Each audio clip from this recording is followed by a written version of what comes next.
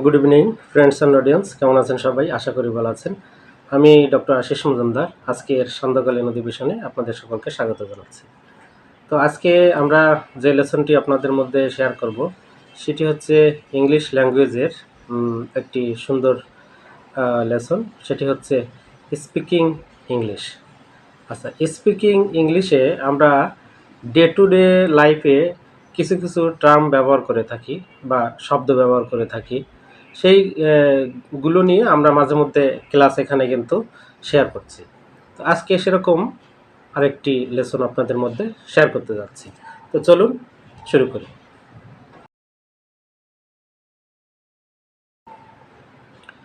তো দেখুন, আমরা প্রায়শ একটা কথা মাঝে মধ্যে বলি যে কিছু কিছু নামক শব্দ, কিছু অর্থ কি?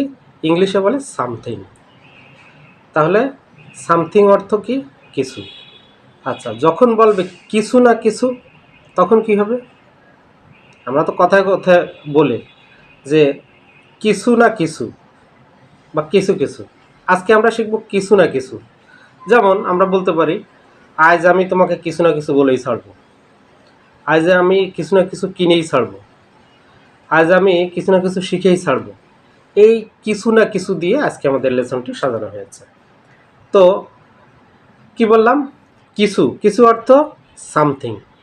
আর যখন বলবো কিছু না কিছু, তখন হবে something or other, something or আদার। ব্যাস, এবার আমরা এক্সাম্পল দিয়ে যাচ্ছি। আমি আজ তাকে কিছু না কিছু বলবো। কি বললাম? আমি আজ তাকে কিছু না কিছু বলবো।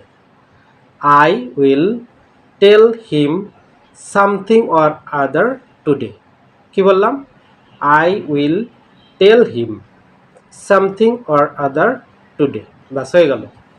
এবার যদি বলে তুমি এই বই থেকে কিছু না কিছু শিখবে। কি বললাম? তুমি এই বই থেকে কিছু না কিছু শিখবে। You will learn something or other from this book. আবার বলি, you will learn something or other from this book. আমি আজ কিছু না কিছু কিনব। আমি আজ কিছু না কিছু কিনব। I will buy something or other today.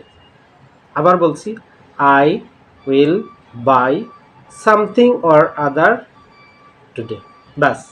তাহলে কিভাবে কিছু না কিছু দিয়ে আমরা কথা বলি বা আমরা সেন্টেন্সটি আমরা মেক করি, আজকে আমরা সেটি দেখলাম।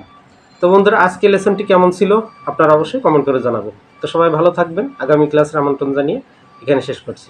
শুভ সন্ধ্যা।